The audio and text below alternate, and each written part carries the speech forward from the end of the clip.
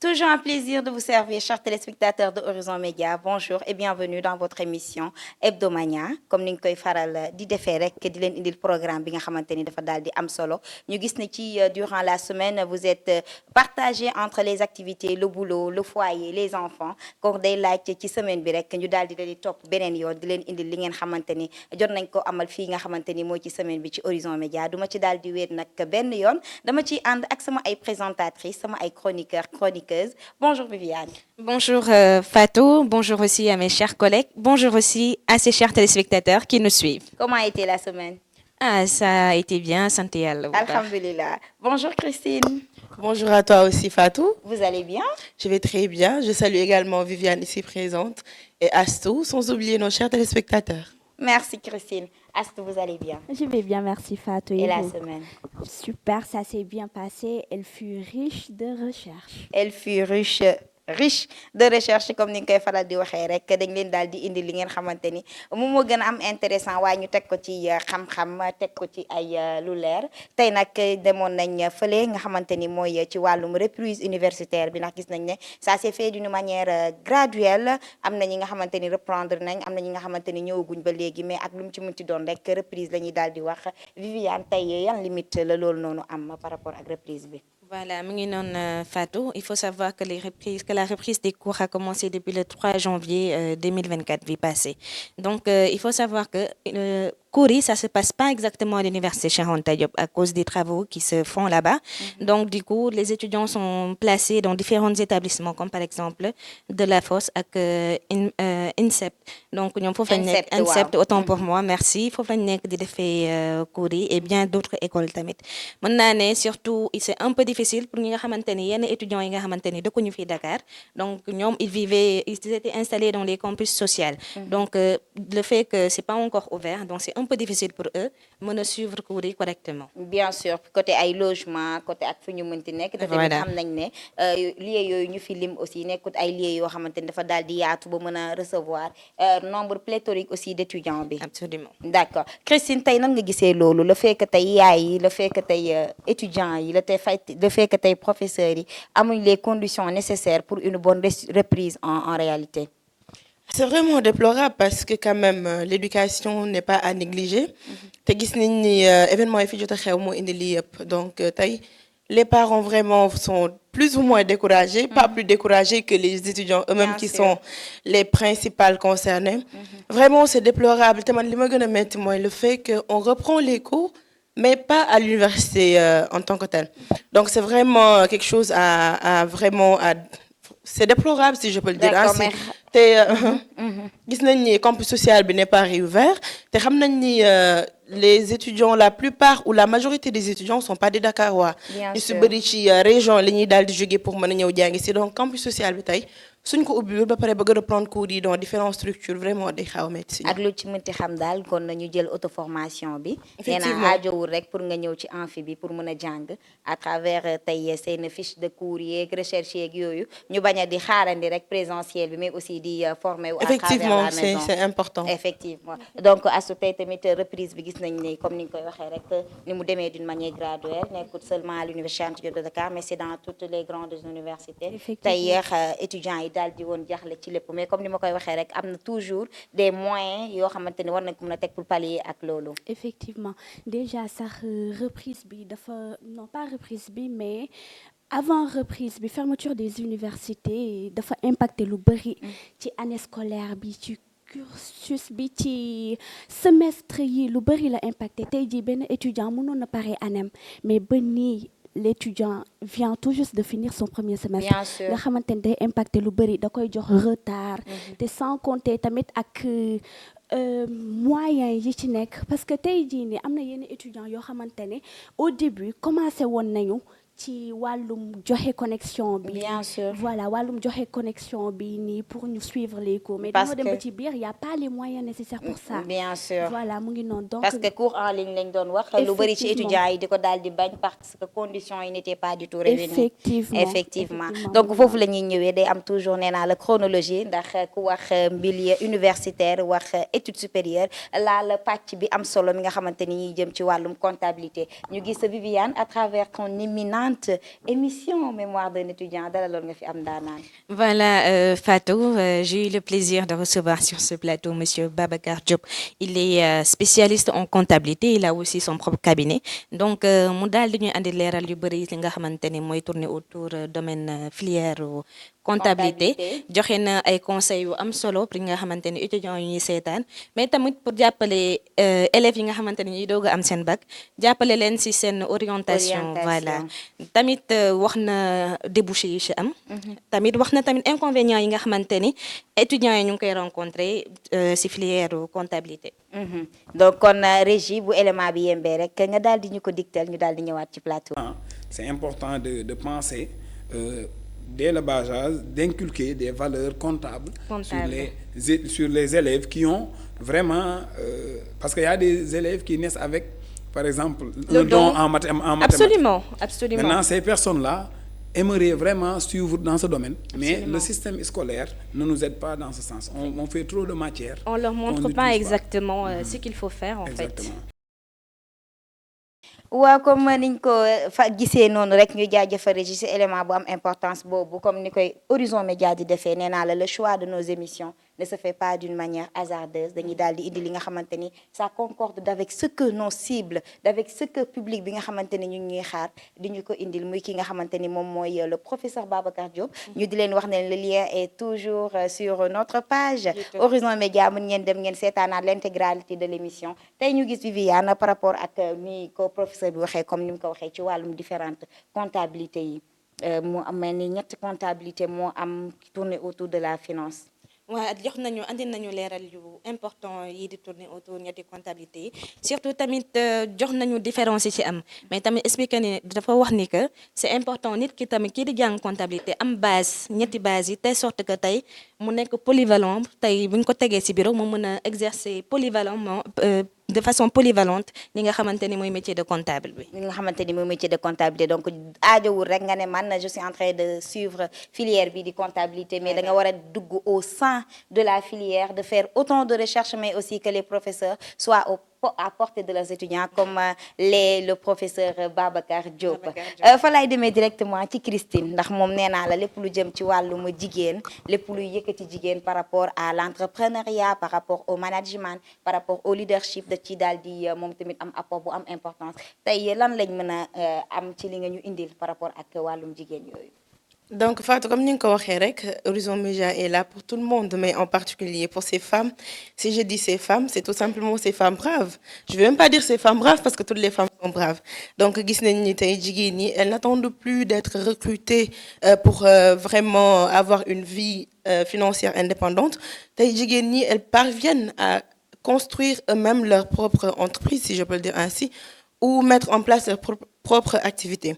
ñu gis ni tey entrepreneuriat féminin nekk na lu dox torop te ça participe même à l'économie au développement de l'économie du pays. Bien sûr. te daal dinañ demoon dajeel ak benn femme bi ñuy wax Awa Babou la fondatrice de la marque Minawa machallah une femme qui a eu un parcours très intéressant une histoire très intéressante qui peut même d'ailleurs inspirer d'autres femmes qui veulent se lancer aujourd'hui dans l'entrepreneuriat xam naa su yembee rek ñu bàyyi régime may ñu élément bi ñu daal di dellu si plateau bi.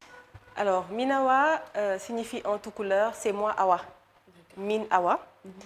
Et Awa a une manière de voir, une manière de faire.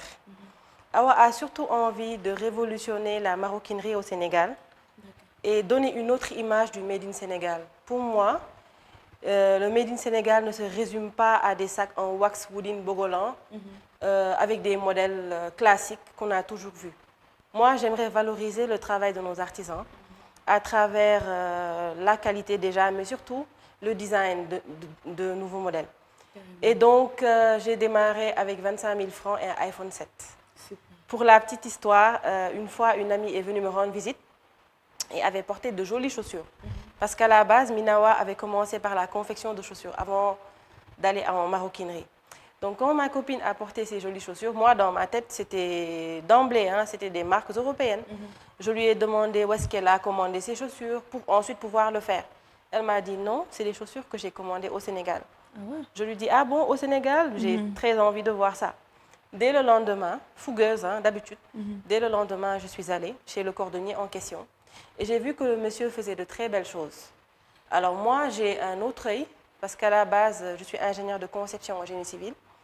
Et quand je suis partie, j'ai dit, bon, il a la base, il travaille bien. S'il arrive à couper ce genre de modèle à la main et qu'il le réussit, ça veut dire qu'il suffit juste qu'on le perfectionne pour qu'il fasse des merveilles. C'est là que j'ai décidé. mu nekk lu am solo comme ni ñu koy waxee rek Horizon Média dafa daal di jox pàcc bu am solo kii nga xamante ni moom mooy jigéen te comme ni nga ko gisee rek ni ko Minawa defee noonu lañ koy defee ak yeneen jigéen ñëpp di leen daal di célébrer tey Christine ñu gis émission bi vraiment apporté bu am importance bi mu am par rapport te li ma ci gën a neex mooy fi mu jugee Effectivement. formation bi mu recevoir ak li muy def Moi, li ma la doon wax rek Fatou tout à l'heure, une femme qui a un parcours vraiment exceptionnel, qui va inspirer d'autres femmes. Soo déggee ci ay waxam, elle a aujourd'hui fait une formation en génie civil, mais teewul mu daal di investir ci li nga xamante ne mooy entrepreneuriat, plus précisément dans le domaine de la maroquinerie, maanaam wàllum confection de sacs, de chaussures en cuir. Donc mu nekk loo xamante ne daf ñuy day daal di titiller suñu esprit. Ci nga li nga xam ne mooy aujourd'hui c'est pas parce que jàng naa lii j'ai pas eu de travail que ci loolu laa war a investir coûte que coûte. Il y a d'autres domaines aujourd'hui yoo xam ne mën nga ci investir même si tu n'as pas fait la formation primo, mais en retour day soxla nga daal di def yeneen formation pour aujourd'hui comprendre ce domaine bi nga nekk. Bien sûr. Comme ni ko Minawa waxee tey effectivement nee na dafa def génie civil. mais xam nga génie civil ak marketing ni ñu soree mais c'était juste pour développer son esprit entrepreneurial. Effectivement, surtout pour mën a doxal entreprise bi comme ni mu waree parce que xam nañ ni marketing et communication ni mu amee importance ci entreprise. Donc tey jaral na ko mu def formation bu mel noonu ak yeneen yoo xamante ne ça rentre directement dans le domaine de la maroquinerie. Donc mu permettre ko tey mu doxal activité am comme ça se doit. D'accord. te bravoure bi ma doon wax ci liggéey na day daal di ñëwaat ndax Bien gis nañ sûr. ni c'est une femme entrepreneur qui a son travail aussi mis à part l'entrepreneuriat boobu muy def et une mère de famille. Donc vraiment les Donc, femmes sont partager à entre les féliciter effectivement. effectivement fa la ñuy jaar di nuyuwaale bépp yaay bépp mère de famille bépp entrepreneur bépp manager bu ñuy suivre fii nga xamante ni mooy ci Horizon Média mu nekk lu am solo comme ni ma koy waxee rek xam-xam du Effectivement. doy xam-xam kenn du ko xeeb kenn du ko néewal te comme j'ai l'habitude de le dire il faut que nga bëri pax te bëri pax mooy tout le temps ngay xool ci yenn anam nga mën a sukkandiku pour gën a mën a promulguer tey sa esprit d'entrepreneuriat. C'est ça. tey duñu wax ci wàllum jàng meek reprise beeg wàllum comptabilité ak jigéen bàyyi tamit xale yi duñu leen bàyyi parce que comme on le dit chez Horizon Média nous donnons une place très importante à l'enfance te ku wax enfance wax prévention ñoom loolu lañ soxla wuñ ñu naan bàyyi nañ ba xale bi lii dal ko mais dañuy wax nan lañ war a def pour di mën a pallier à certains dangers yi nga xamante ni ils font face tey astu ñu gis à travers tes cris de cœur coups de cœur place bu am importance bi nga xamante ni dañ koy daal di jox xale yooyu tey lan nga ñu ci mën a indil. Bon, Fatou, déjà, soo seetloo dès le début nee naa la li semaine fut riche de recherche boobu noonu nag soo seetloo samay cri de cœur la plupart ci ay faits sociétal lay wax lu ci mel ni la déscolarisation des filles tey jii nii soo jilee jigéen yooyu noonu nga xamante ni di nga leen di déscolariser les raisons sont nombreuses ou les raisons entre guillemets sont nombreuses li ci mel ni ay di ñuy bëgg ñu bàyyi seen école ngir toog école les mariages d'enfants grossesse d'enfants wala parfois même la préférence à l'éducation des garçons plutôt qu'à celle des filles loolu noonu yëpp nga xamante ne di nga cee war a bàyyi xel aujourd'hui Fatou on est au 21e siècle plus précisément en 2024 les filles ont autant leur place à l'école que les garçons ba bu ñu tollee ci mot sëy nag mën nañ leen dem ñu bàyyi leen ñu dem sëy mais Bien sûr. voilà ñu nañ leen yóbbu école mais en plus effectivement. de école bi astu aussi tey seen intégration ci koñ bi maanaam xale yi dañ leen a war a fàggu Effectivement. nekkul ne demoo école rek da nga war a nekk ci àll bi di taxawaalu Dëgg parce la. que ci moment yooyu lañ leen di faral di gis ne ci lañ leen di enlever wala ñuy réer. Effectivement, parce que déjà sax ci mbedd boobu noonu nga wax la place de l'enfant, la place d'une personne n'est pas dans la rue, encore moins celle de l'enfant. Donc tey jii nii parents yi war nañ gën a vigilant ci côté boobu noonu ñuy entretenir seen doom ñu téye leen bu baax veiller à leur bien-être parce que mbedd bi au fait dëkk bi moo toll ci fi nga xamante ne wóoratul donc dañoo war a bàyyi xel bu baax ci côté boobu bien noonu. sûr tey 15 minutes boo ko toogee gisoo sa doom war nga mën a jaaxle. Effectivement. parce que tey soo xoolee tey le sondage bi ngay am chaque jour ci xale yi nga xamante ni réer nañ à travers les différentes plateformes yow sa da ngay jaaxle. day bëri je te jure parce que parfois sooy def recherche mais toi tu te dis mais attends à l'époque où nous sommes actuellement comment on peut arriver à ce stade mi nga xamante ne enlèvement yi taux d'enlèvement yi wala di teg ñaawteef nit ki. xale yi ñu leen di enlever ñii ñu leen di rey ci yenn anam yi. c'est ça en fait parce que ñun on devrait prendre soin de ces enfants. c'est un sacerdoce au lieu ñuy nekk di leen jël di leen teg ay fitna parce que du noonu en fait. bien sûr donc ci loo mënti nekk ba ci émission bi nga xamante ni yaa ngi koy seetaan ci Horizon Média xoolal sa gauche xool sa droite daal di xalaat ba xam ndax sama doom mi ngi sama wet wala ci ran la nekk ndax nee naa la ñoom loolu la ñu am seen droit bu gën a absolu qu'on pense à eux et vraiment qu'on veille sur eux. comme ni nga koy waxee Horizon Média chaque jour les conseils orientation dafay daal di ñëw tey Viviane su ma la doon jox tey ci émission bi nga xamante ni dañ koy def pour récapituler li fi xew tey boo doon boolante sa conseil bi ngay jox conseil du week-end à nos chers téléspectateurs lan lay doon. Lu ma leen ñu wax mooy ñu suivre surtout Horizon Média continuer à nous suivre parce que on a des choses très très très importantes yoo xamante ni tey suñ ko xoolee tey fii si Horizon Média dinañ si gis seen bopp. Récap dafa nekk émission boo xamante ni man je me dis que man ce sera une bonne chose rester toute la semaine je suis pas au courant de ce qui s'est passé donc ma jékki-jékki toog on me propose de me dire on une vidéo à peu près ce qui s'est passé dans la semaine donc loolu voilà neex na torop mën naa wax loolu. tey lan la tey da ngay wax téléspectateur ñu daal di positiver coono bi ci semaine bi métti na lan nga leen di wax tey pour ñu mën a commencer waat une nouvelle semaine faite de délices. lu ma leen ñu wax mooy surtout reposez-vous ngeen xam ni tamit problème du jeex c'est vrai dañuy nekk ci semaine bi on fait face à beaucoup de stress. Surtout peut-être dans le travail, au bureau, mooy loolu. Mais au cours du week-end, laissez tout de côté, essayez de vous reposer. Soo leen mënee génn leen aller prendre de l'air, changez-vous les idées. Profitez de la famille. Profitez aussi de la famille, des enfants surtout. Des enfants. Et des amis. Voilà. Effectivement am na may jox à nos chers téléspectateurs. ñu bàyyi la nga daal di tàggatoo ak ñoom. Merci beaucoup à vous chers téléspectateurs. Suñ fi nekkee yéen yaa leen tax donc on vous donne rendez-vous la semaine prochaine. Christine ci la ñuy demee directement moom it nga daal di ñëw indi la sa conseil de la semaine nga daal di fa jaaree rek daal di waxaale au revoir à nos chers téléspectateurs. Alors principal conseil bi day daal di nekk rek dire aux téléspectateurs d'être tout le temps scotchés à Horizon Média ndax nee naa la ils seront tout le temps au bon endroit ndax fi la ñuy amee li nga xamante ne moom la ñu soxla donc mis à part ça aussi je vais juste faire focus sur l'entrepreneuriat comme ni ñu ko gisee on a vu des femmes qui ont eu un parcours donc pourquoi pas d'autres tout le monde aujourd'hui peut se tracer un chemin. Bien sûr. Ne pas dire que tey dëkk bi amul liggéey donc je dois rester les bras croisés warul góor warul jigéen donc tout le monde aujourd'hui war na mën a takk jug def loo xam ne bu ko defee tey ça va lui permettre mu mën a indépendant de manière financière donc di leen wax rek croyez en vos rêves foncez allez-y mais surtout n'oubliez pas week-end bi comme ni ngeen ko gisee ngeen daal di jàpp Horizon Média rek avec Hebdomania ñu daal di leen récapituler li nga xamante ne moo daal di xew ci semaine bi donc di daal di jaar noonu di remercier les téléspectateurs di leen jox dig daje samedi prochain inchallah à la même heure. Samedi prochain à la même heure ci seen émission bi nga xamante ni mooy Hebdomania nee naa la les liens sont là émission yu am solo yooyu nga xamante ni nee naa leen les présentatrices et les chroniqueurs def nañ ko mi ngi ci lien yi pouvez faire retour sur image mën a seetaanaat lépp comme ni ñu leen koy waxee tout le temps on est là pour vous donner le meilleur de nous-mêmes Astou ñu bàyyi la nga daal di joxe yow tamit sa conseil daal di tàggatoo waale suñu téléspectateurs yi. Moi déjà sama conseil bi may joxe c'est de veiller aux droits des enfants surtout parce que c'est pas parce qu'ils sont des enfants que ñu war leen mën a limiter le droit yooyu noonu nañuy veiller ci loolu noonu ñu leen bàyyi xel bu baax. Et voilà mu ngi noonu parce que ñoom rek la ñu am. Les enfants sont aujourd'hui l'avenir de demain. Effectivement ñoom ñooy li nga xamante ni moom mooy le fruit tey de l'avenir de la nation voilà comme tu viens tout juste de le dire. donc nañ leen mettre au centre. c'est ça ñu mettre leen au centre te bu leen fàtte tamit di ñu suivre parce que fii ci Horizon Média ay sujets yu am solo rek la ñuy traiter te buñ fi nekkee yéen a tax donc n'hésitez surtout pas.